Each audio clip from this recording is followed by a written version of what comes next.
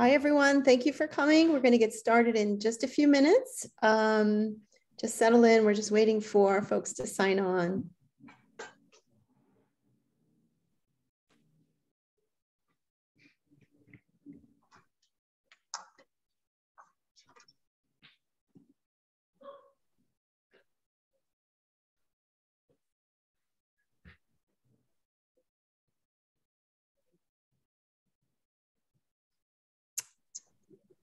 So we're just going to wait about one more minute before we start, just giving everyone a heads up and just welcoming everyone for joining us tonight.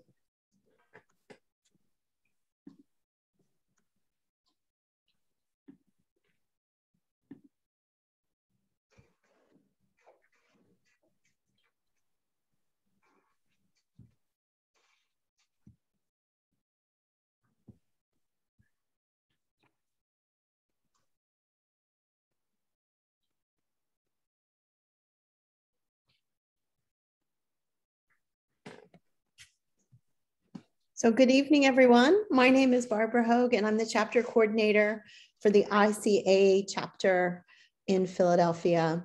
I want to welcome everyone to tonight's program. And just before we begin, I just want to put in a little plug for you to become a member if you aren't already.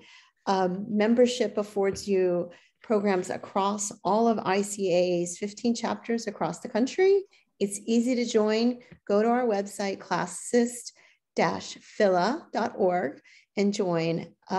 Your membership allows us to do these great programs like we're doing tonight, absolutely free, and they're videotaped and available on our website so that you can see them after. So without further ado, I'm going to introduce you to Daniela Voith, who is the president of the ICAA chapter in Philadelphia, who will introduce Eve Ashcraft. Take it away, Daniela. Yeah, absolutely. So welcome, everybody. Tonight's presentation is going to be amazing. Eve will explain to you all, and me, I presume, about her approach to color as she works with architects and designers all over the country. But before we get into that, I need to thank our sponsors. As Barbara just said, for almost 2 years, we have presented virtual talks to the public featuring nationally renowned artisans, architects, landscape architects, and designers. These talks have reached more people than ever than has been possible in the past, actually, a great benefit of COVID. Our sponsors, however, help us to achieve this success, and without their support, none of this would be possible. So we want to graciously thank all of our sponsors, and particularly the following jewel-level sponsors: Cappelletti Builders, North American Window and Door, Peter Zimmerman Architects, Pine Mar, Tradewood Windows and Doors, Archer and Buchanan Architecture, Duration Molding and Millwork, Ernst Brother Builders, John Milner Architects, Lepage Millwork, Rittenhouse Builders, and Spire Builders. So thank you so much. It really is important to us. So Eve Ashcraft is a really rare commodity in the design world. She's an expert on everything that has to do with color. For the last 25 years, her firm, Eve Ashcraft Studio, has consulted with designers, architects, private businesses, private clients, and institutions on colors for everything from interiors, exteriors, corporate branding, to paint lines, wayfinding, and exhibition design. She's a painter by training. She received her BFA from RISD, and she approaches color with an artist's eye, coupled with a keen sense of light and context. Earlier in her career, she consulted with that amazing person, photographer Richard Avedon, on the typeface palettes for his book covers, and developed the colors for Martha Stewart's Livings, which turned designer paint into a mass market sensation. In 2011, Ashcraft released her book, which you should all go buy right away, The Right Color. Treating the reader as a private client, she offers step-by-step guidance in developing one's personal palette and then applying it at home. More recently, Ashcraft worked with SOM and other designers to develop the materials and signage colors for the new Moynihan Train Hall in New York City, which if you haven't seen it, you should definitely go see it. It's a real blessing to those coming into the city. I want to say that I share my passion for Eve and her color sense, having worked with her very closely on a project that we did in conjunction with JP Schafer Architects for a family foundation in Millbrook, New York called Thorndale Farm. So I've seen her in action, and now I think you're going to get a great taste of who she is and what her talents are and how she approaches her work. So with that, Eve, take it away. First, I'd like to say thank you, Daniela and Barbara and the entire organization for inviting me to do this. It's a real honor. I know I'm in good company. I know you've had a lot of esteemed people present to you in the past, so I hope this holds up. It will. I've been working in architectural color for the last 25 plus years, just went by in a breeze. Barbara said to me before all this started, you have the coolest job, and I do. It doesn't really feel like work most of the time unless it's a tough client day. I think a lot of us know what those are, but by and large, I've been incredibly fortunate to work with some of the most talented people out there in architecture and design. And, you know, one of my favorite slogans is "What a difference a day makes," because I really never know where I'm going to be called to next, whether it's going to be some kind of corporate project or product development or private client. The nice thing is it keeps me nimble, keeps me on my toes, and I feel lucky. I thought I'd talk about inspiration, the translation of which, you know, is a personal thing, but not without precedent. I think everybody who's in some kind of creative field is always, you know, we're curious people, and our eyes are open. And now, of course, we can take pictures of every single thing that inspires us. So I have a camera phone filled with photographs, of course, like the rest of us. I am an avid collector of bits and pieces of paper.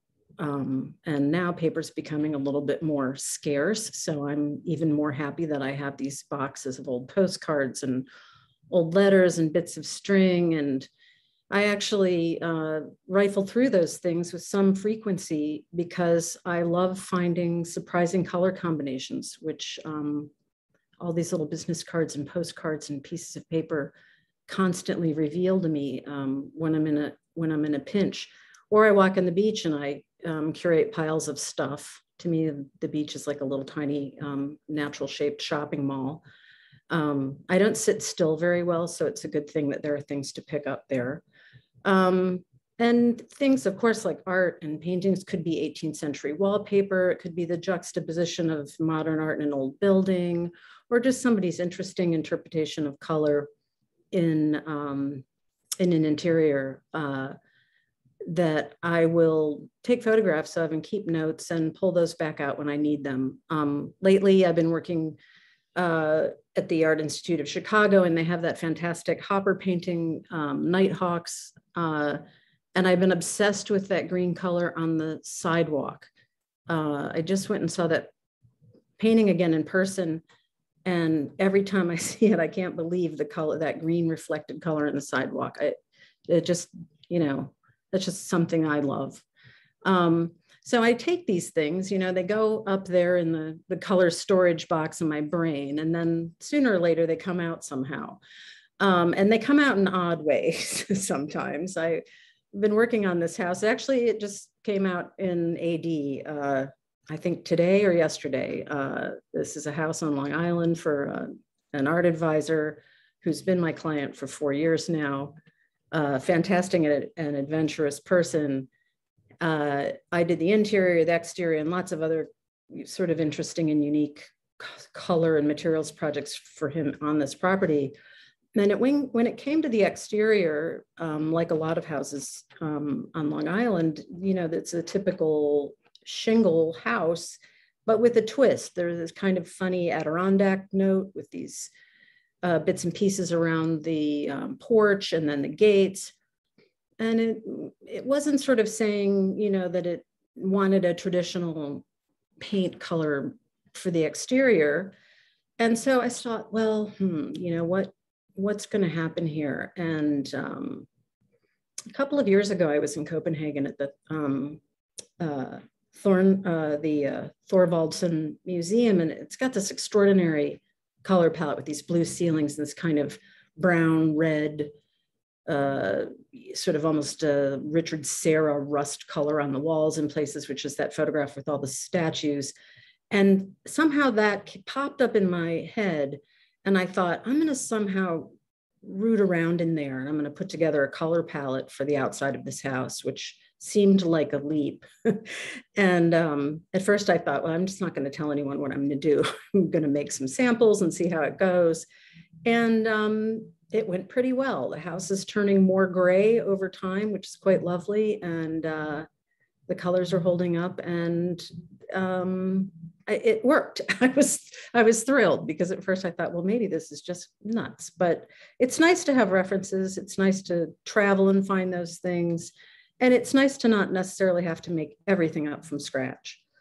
This morning, I had the pleasure of coming into the city from my house up in the Hudson Valley in Rhinebeck. And I got to go through one of my projects, which is really thrilling. I can't even believe I can say that. For about 2.5 years, I worked with people at SOM and all kinds of other consultants. There were always over 1,000 people on site at the Moynihan Train Hall every time I visited it. And the first time I saw it, it was just completely gutted and it looked primeval. And so watching it, this team of thousands, literally with all kinds of cranes and machines and scaffolding, pull this whole thing together was completely fascinating to me. And my little tasks grew as I started. I was first brought in to determine the correct gray color for the trusses that you see in this photograph. There's some of the only infrastructure in the building that is original. The skylight is new, and all the interior is new, with the exception of these trusses and some of the column, which are old steel, and they were revealed as the old post office got dismantled and you know, sort of rebuilt into this train hall. So I started working on that. Then I started working with a Dutch firm who was brought in to do the wayfinding signage, and we worked on testing all the colors for all the signage and the visibility and the scale, and I found that fascinating. I'm a big believer in color helping people identify their surroundings, whether it's what part of the house they're in or what part of the train station they're in. So I found that interesting. And the very last thing I got to work on was Mr. Penoyer's fantastic hanging clock that you see in the center of this photograph. I'm not responsible for anything about it, except for I got the chance to wave my color wand over and approve the sort of metallic, cool silver paint that is applied to the surface.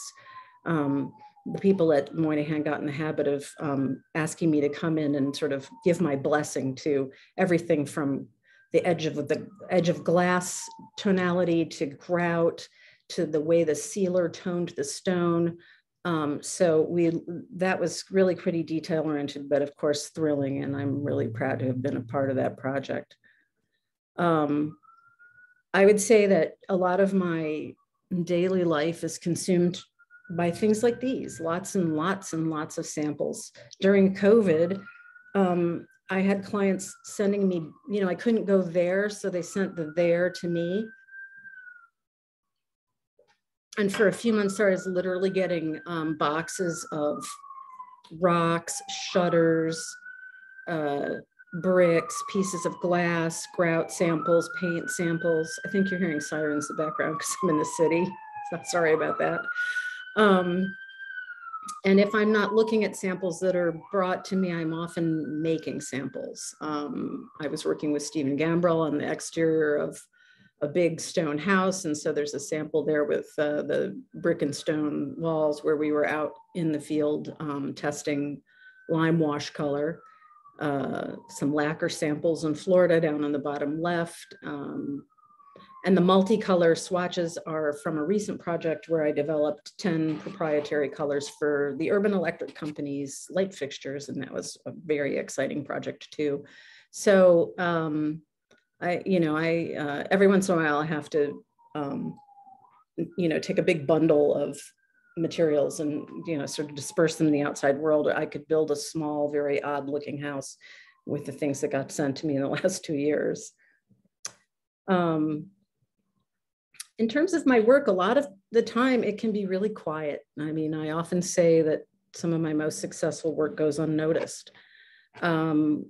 Because usually when you're looking at, the collective whole of a project, it's not that often that you want simple paint color to be the superstar of a room. I mean, sometimes it is, but more often than not, I work hand in hand with architects and designers in the built environment to add color to surfaces that I would say are believable, and henceforth kind of quiet, not trying to make something into a showpiece, trying to make it stand up, whether it's in a historical environment or a modern environment, but with great attention to scale, light, purpose. So in a lot of ways, I park my opinions at the door and am often guided by sort of the overall objectives of projects. And so things can look, quite quiet and simple, but, hopefully intentional. Of course, other times, the task is to bring a more bolder statement to the table. And both of these photographs come from that project I mentioned that had just been published in AD, the house on Long Island. And my client is very adventurous. And he said, I really, when you walk into this house, I want it to be a surprise. And we ended up with this coral color on the left as just a small foyer. And then as a guest bedroom, the designer, Hadley Wiggins, actually designed this little sleeping berth that's like getting inside a train car. It's fantastic. And that's what that board and batten structure is on the right. So, assigning color to these spaces and working in this case with the interior designer, because the palette had to, was not just about paint, it was also about the other furnishings, the art collection, fabrics, etc. This is for a wonderful client out in Long Island as well. She is a big fan of color, has no fear of color whatsoever. And so when I said, hey, how about a bright green floor? She couldn't wait. We tested lots and lots of colors. If you saw the rest of this house, it kind of blows your hair back. It's really fun. It's a family house. It's beautifully decorated. And it's bold and it's brave. And, this is not the kind of first idea I would have for somebody's floor if I didn't sort of, let's say, get to know them a little bit. A lot of people are a little more shy about color. And, so I take people's sort of color temperature as I get to know them to see, what they're looking for, what they want to live with, what's important to them. I mean, I'd make a bad diva because I'm not great at foisting my taste or ideas on other people. In fact, for me, this kind of project is always much more interesting to me when I can really hear the client and find out what their objectives are. And then to me, it's like decoding a little puzzle. This might look familiar to you. It is from a fantastic house in Charleston that I worked on with Gil Schafer from, GP Schafer Architect. And This is actually on the cover of his first book. This was a dream project because the house was fantastic. It was a historical house. It was being shepherded by extraordinary clients who really brought the house back to life with incredible integrity and a big team of experts. I met a lot of people on this project. I learned a lot from people on this project. Amazing man, Moby Marks, who is kind of the wizard of restoration in Charleston. He was just a font of information, but I've over the years had the great fortune to work with Gil on numerous projects. And this house, this is the parlor floor. Before it was really decorated, the client was so excited by this. These are actually two yellows. One's a little lighter than the other. That she said, well, the yellow is the furnishing. I don't need to bring anything else. But of course, it didn't stay this way for very long. And this is also from the same house. And this color sort of started to cause a sensation. Everybody wanted to know what it was. I think it got published, and all kinds of people, contacted me and Gil and the client saying, what is it? What is it? It's got an interesting name. It's called Tate Pumpkin. And it was from a Charleston historical paint chart, which I'm not so sure is even in existence anymore. But, and I'm not so sure really how historical this color is, because I would say that's one of the things you find out if you do what I do, and that is that a lot of these historical assignments about color in modern times are a little bit of a fantasy. They're not always completely accurate, but in this case, I say, who cares? It looks fabulous. Everybody loves it. Of course, this is the opposite of historical. This is the outside of a pool house. The client said to me, it faces what he refers to as his secret garden, and it's a simple structure, board and bat. And he said, well, I want something dynamic and mysterious and magical happening on this side of the building. So, do what you want to do. So I thought, So I decided I would have the side of the house painted in a dark, kind of swampy green color that would just sit as a background behind all the plant material. And that instead of having color be the thing that you noticed right away, I decided to paint only the edges of the battens. From looking from the right, you see the image on the left side of your screen, you see just fluorescent colors, hot fluorescent colors. And then looking in the other direction on the battens, is a whole rhythm of kind of brighter greens. And so it's a kind of a kinetic color event. So when you walk around and you're looking at this building from different angles, the color actually feels like it's vibrating a little and even moving, because as you change your orientation to the building, those battens compress or expand and the color gets denser as you get closer to the house on an angle. So that was really fun. I mean, it's, I don't usually, get to sort of come up with a theoretical sort of color science project that I can do on the outside of someone's house. That's not exactly my daily life, but I had a blast doing this one. I do exterior work. It always makes me a little anxious. You never want to get the whole outside of a building wrong.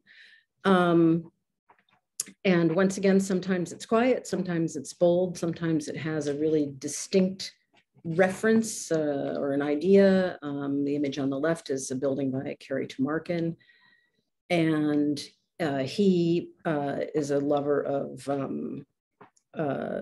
early modern architecture. He's a Corbu addict, and so there are these solid panes that appear on the windows. And when we were early on, he said, well, what can we do? And I said, well, why don't we use a bright blue that sometimes will look like the sky, and sometimes it will really stand out as anything but. And so we did some testing, and that's what ended up on this building. And that was once again a very exciting thing to see come to life.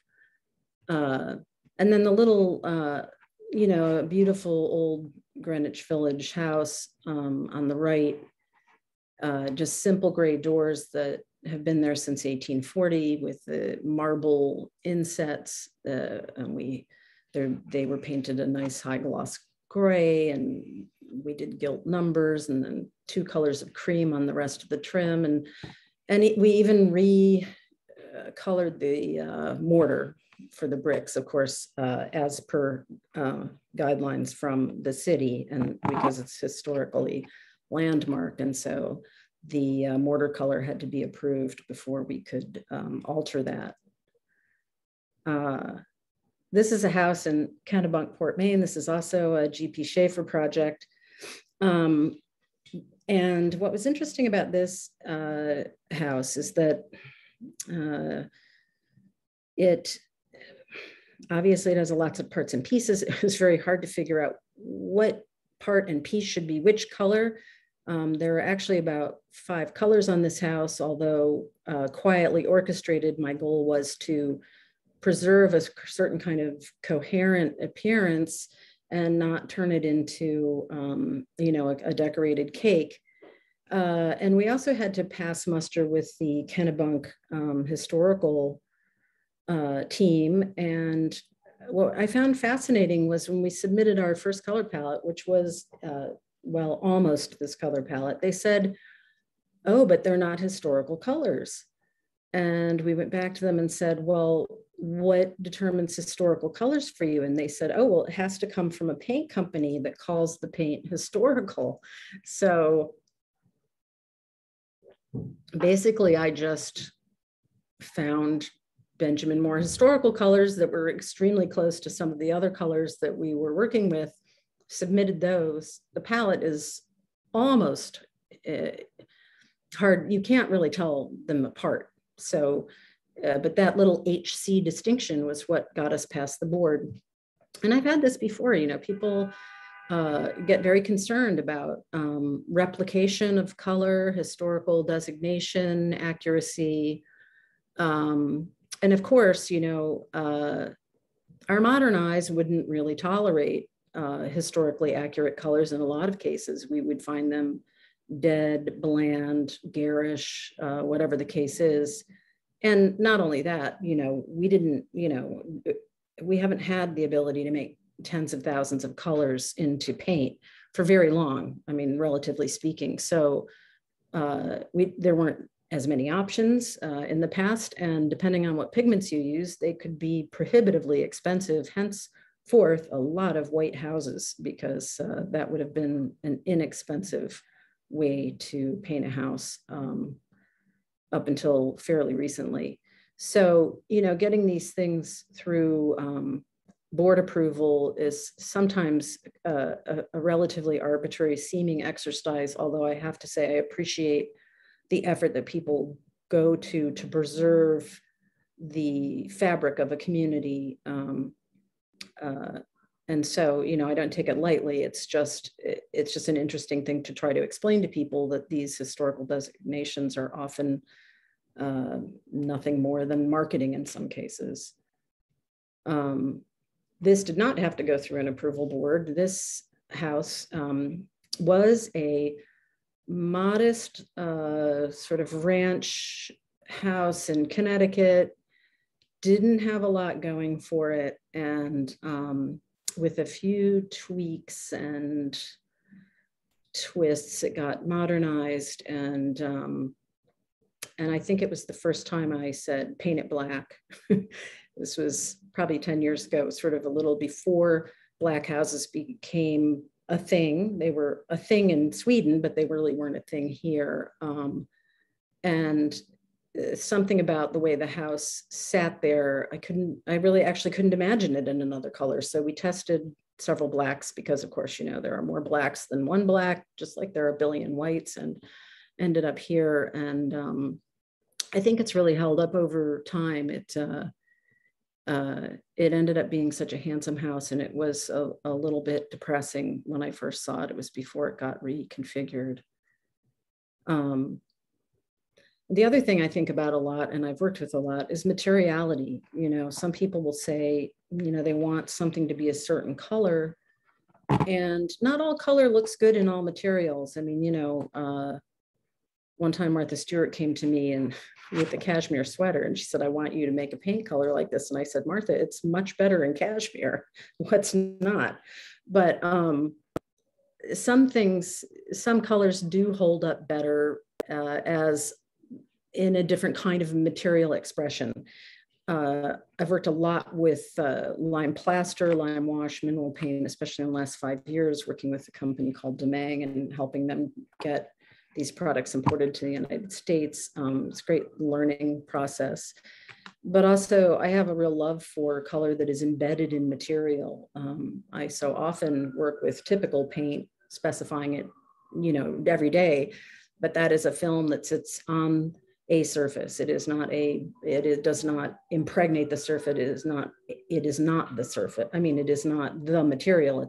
It sits on the material. And so it feels different. And the sort of solidity, the monumentality, muscularity, whatever of, you know, color that is inside the material, it's a great fun thing to work with.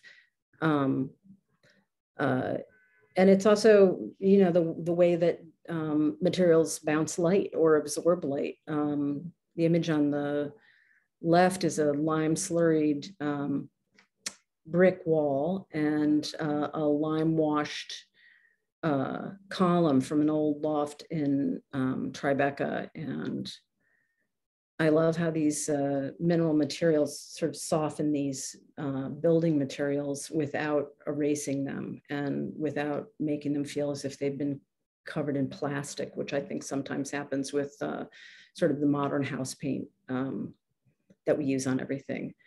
And then the Zalige tile in the spa room on the right, I worked with the designer to figure out this palette. The ceiling is actually a kind of a dull, bronzy metallic paint. And I love how when the water is moving, it kind of reflects onto that ceiling. And then of course, all the light that dances across the surface of those tiles makes the entire room rather active in terms of the way light casts across all the colors. And it's a completely different dynamic in terms of material than it would be if it were wood or if it were painted. You know, obviously the tile, it's a very dynamic surface.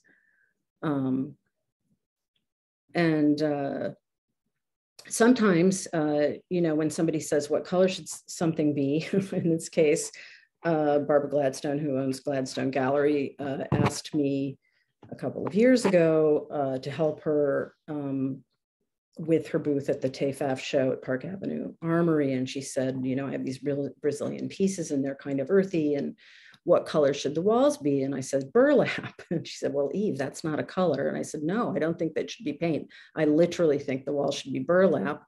And I think you should have a raw oak floor. So we designed this booth. And it was very exciting because the New York Times said it was the best booth in the show. So Barbara called me up and sent me some flowers, which was lovely. And she actually called me this morning in a fit saying she's mounting a James Ensor show at her gallery on 64th Street. And she wasn't happy with how things were being designed by the imported exhibition designer. And she said, come rescue me. So my morning was all about figuring out two slightly warm, cool grays that would sit back behind these extraordinary small Ensor pieces. So I had a great morning because who gets to go in and look at all these incredible pieces of art just sitting out on tables with, you know, no interference. So that's the kind of, you know, those days where you pinch yourself and you can't believe this is your job. But I love working with artists and curators. This is a really daunting project that I've been working on for the last 2 years. We had a COVID break, but this is for the Art Institute of Chicago. The director contacted me a couple of years ago asking me if I wouldn't help them develop a programmatic approach to color for their permanent collection galleries, course, sounded like a wonderful thing. And so I started doing that with them. And then he walked me into the gallery and we stood in front of this painting, the, Sunday Afternoon on La Grande Jatte by George Seurat. And he said, this is really the sort of masterpiece of our collection, and you have to fix it. And I said, what does that mean? And he said, well, you have to help me figure out how we make this painting, how do we give it a world, an environment, so that it can really thrive. It's kind of just, it's not being shown to its best advantage. And actually the first thing I said to them, because I really believe context is everything, is I said, the frame is not right. And I thought, oh God, here I'm gonna get fired, because this frame, as you see it in the photograph now, it holds a piece of incredible German engineered glass over this painting, and it weighs, I don't know, thousands of pounds or something. So the frame has to be able to hold up this glass. I said the frame was the wrong profile because it's a little bit convex. And I know that Seurat used white frames, but this has a kind of almost decorative finish to it when you get up close to it, and it felt a little bit ham-handed. So we started talking and we looked through all the precedent images of Seurat, the painting that exists since 1884, and found that it had 4 different frames. The original frame is not known, but we know that it was white. And so everybody started to investigate how to reframe the piece, which is exciting, because now the frame profile will be a little narrower, which for my purposes in terms of color surrounding the painting is good. I felt like this frame was too much of a barrier. And so that was the first hurdle. So the painting is being reframed as we speak, with a slightly smaller profile and a finish that is a little less reflective and not as sort of glazed over. And I suggested that they build a bump out wall, and that's what that diagram, the line drawing is on the right, a sort of a plinth that comes out from the wall about 2 feet, and it creates a circumscribed surface that can be painted a color for the painting to sit on, and so that will give it its own kind of encapsulated and sort of special world, I hope. And then my other thought about the project was that that it could be annually, the color could, around the painting on the wall, could change, because every time you change the color near this painting, it triggers different pieces of the painting. I mean, you really see the painting in a different way because it's a pointillist painting, and the way our eyes work literally to connect the dots is so fascinating. And I said to James, the director, maybe we can make this a teachable moment so that when the color changes, there's another discussion to be had. And it also encourages visitors to revisit the painting, which has its own fan club. So it's been thrilling to hatch this plan and work with such a great team of exhibition designers. Many of them are young, and they give me great hope because they're smart as whips. And I think, oh good, the world's not going to hell in a handbasket, because look at all these smart people working on these cool projects. And let's see here. This, I would say, is sort of a little before and after. I did not do much on this project. I want to make that really clear. All I did was go in and discuss the depth of the black plaster for the walls. Roman and Williams designed these new British galleries at the Met. I came in because people were concerned about how the plaster was turning out.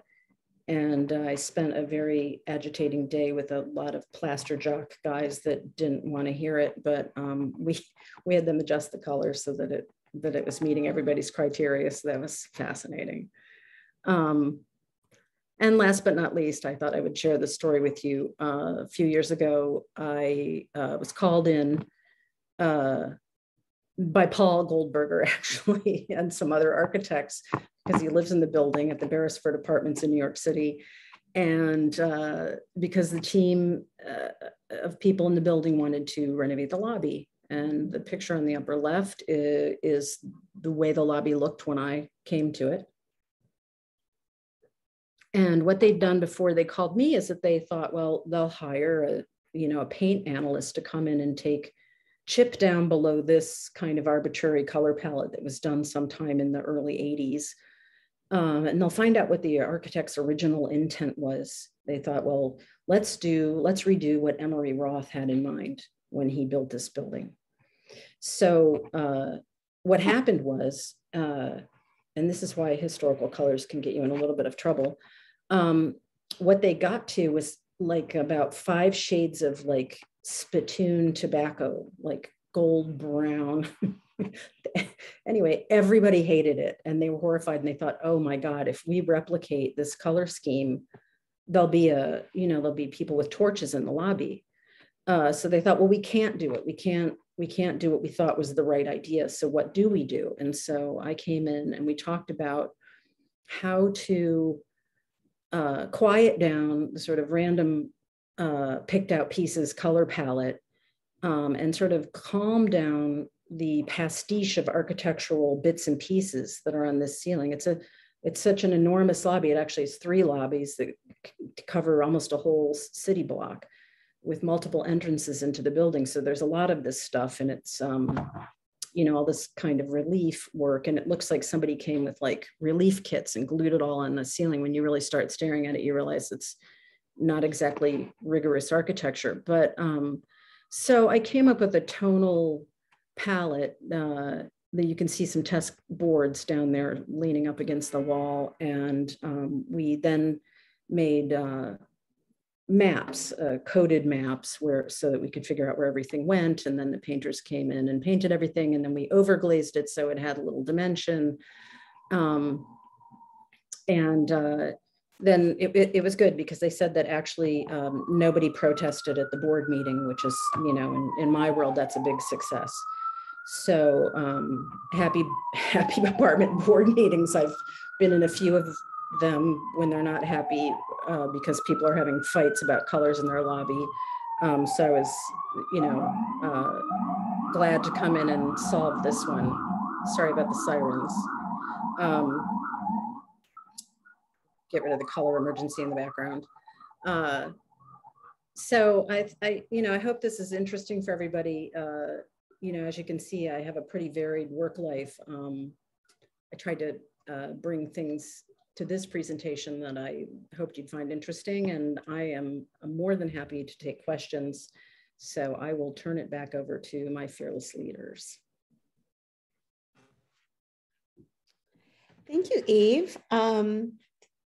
Having a little bit of trouble starting my video, but this is Barbara again, and I'm happy to facilitate questions for Eve if you'd like to put them in the chat function or the Q&A box. I just thought that presentation was amazing. Thank you so much. I love this idea of color sort of calming down spaces. When I think of paint, I think, wow, we have to jazz it up, but it's just amazing. So thank you. Any questions out there? We'll be happy to field them if you have them. If not, Eve, thank you so much. This was so wonderful. And I think all the comments are saying this was astounding and bravo. So thank you. Yeah, I'm seeing a couple things on Q&A. Oh, there we go. What are the new trends for colors for exteriors? Oh, that's, it's hard with exteriors because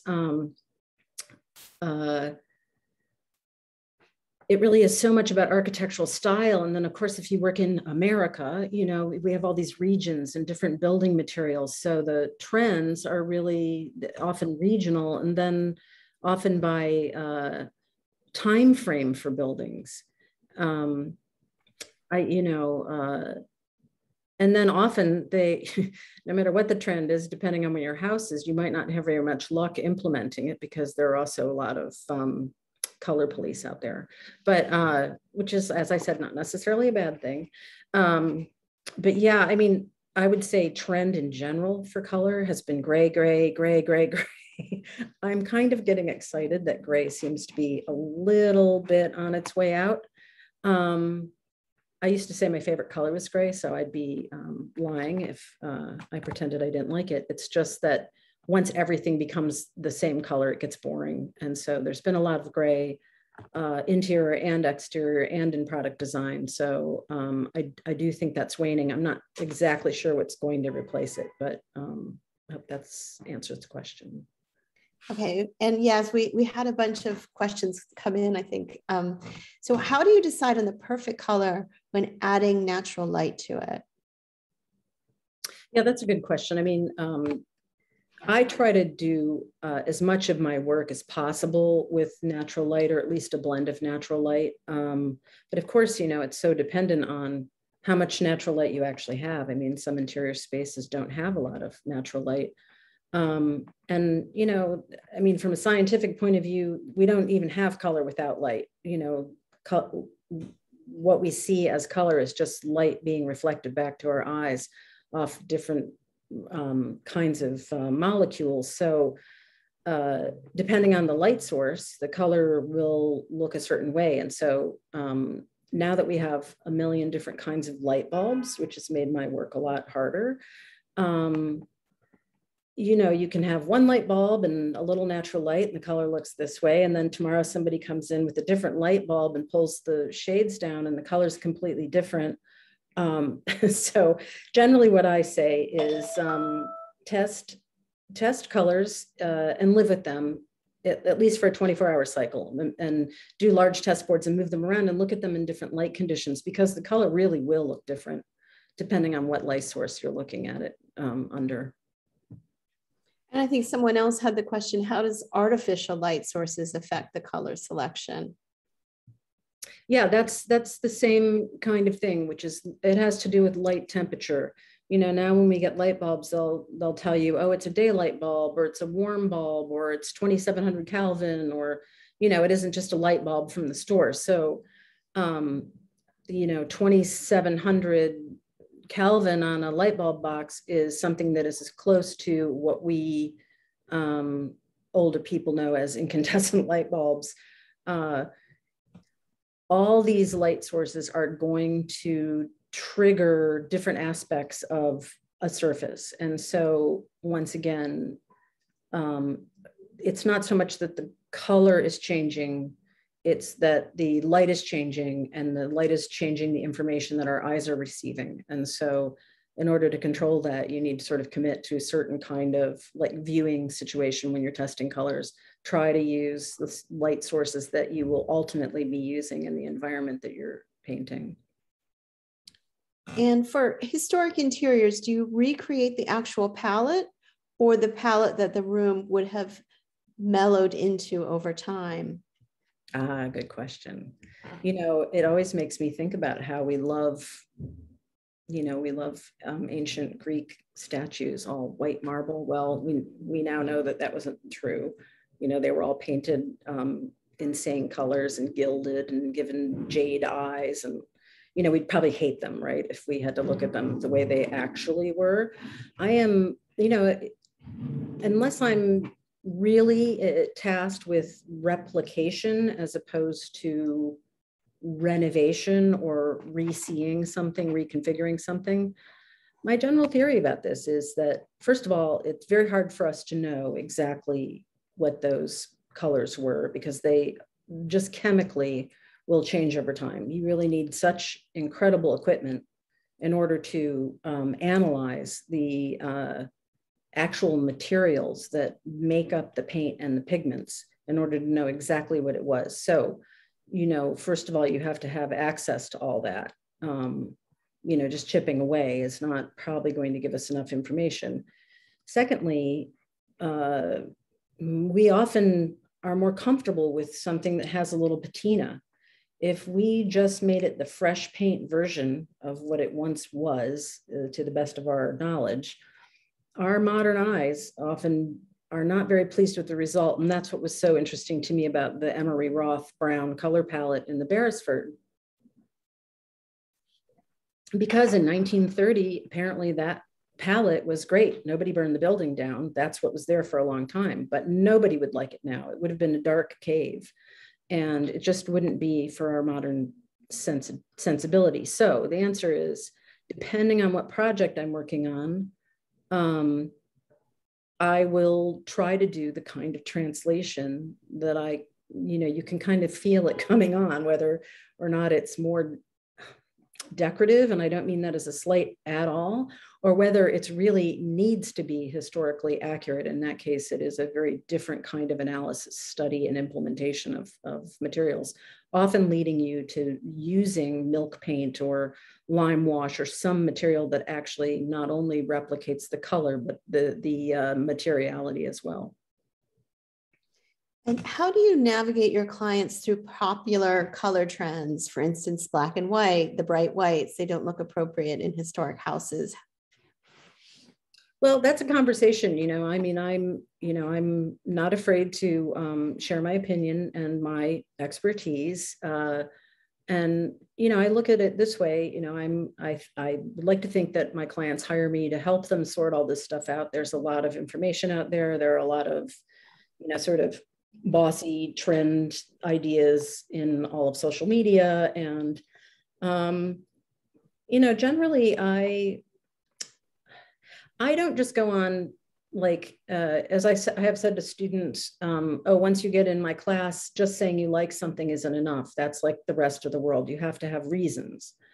And so when I say something about whether something's too white because the house is old, there are reasons for that. That it comes from experience, and it comes from precedent and references and research. And of course, sometimes it just comes from personal taste. I mean, you can't rule that out with color, because color is a fairly challenging and sometimes arbitrary thing. And of course, really provocative for people. But, sometimes people will come back. I have often teased clients and said, oh, you have vacation colors in your mind. They'll come from some fabulous place, like, some island, and they'll be all excited about a color. And it's like, well, that isn't going to work on, East 86th Street. It just isn't. You just need to go back to that island and get that cocktail, and then that color is going to be great.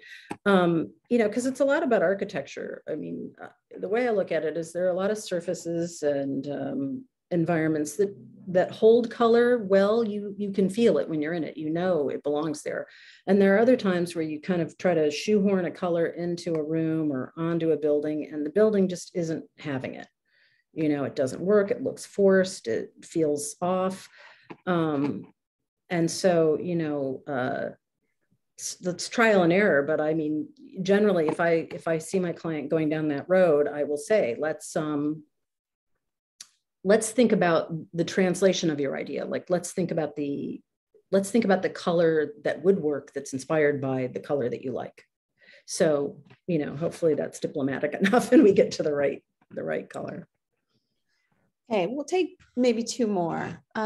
For your Kennebunkport house, how did you choose the gray? Why not white or sandstone? Well, it's interesting, in that picture, it probably looks gray, but it's actually a pale yellow gray. It's like a grayed yellow. And part of that was because the house was yellow before, and the town said that the house could not divert from its previous incarnation by much, but it wasn't like they said 12% or anything. We didn't really know what that actually meant. We knew that we had to get past the board. And so what we did was we toned yellow way down so that it was almost gray. And that's really how that color came to be. Okay, and last question. How naturally did color come to you? That's a fun question. I often say that I grew up in a beige world with a bright yellow living room. My mother was a painter, and she painted everything. I mean, I would come home from school and she'd say, grab a brush, and we'd be repainting the dining room.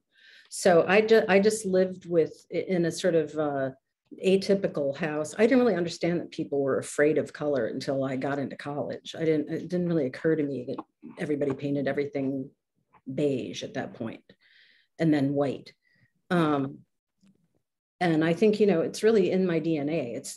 When I see color, I think, oh, I know how to make that, and I just can mix it in a pot, which I realize is, some people think it's witchcraft, but that's like the easiest part of my day.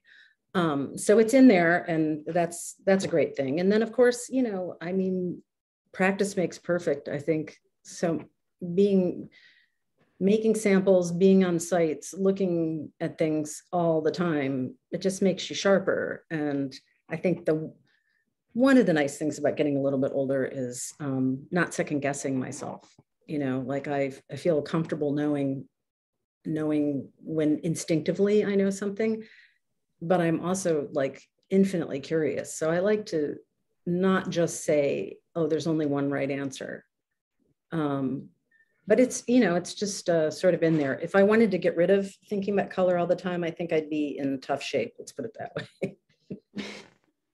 Well, thank you so much, Eve. This was a wonderful discussion, and really so grateful for you giving us your expertise and sharing your work with us.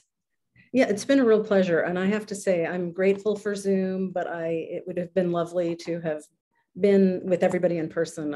I always really like to be able to meet people that participate in these things. I just want to thank you all for joining this presentation. It means a lot to me. It's nice for me to be able to share the work I do with other people. Hear, hear. Thank you. Right, Good night, everyone. Good night, everyone.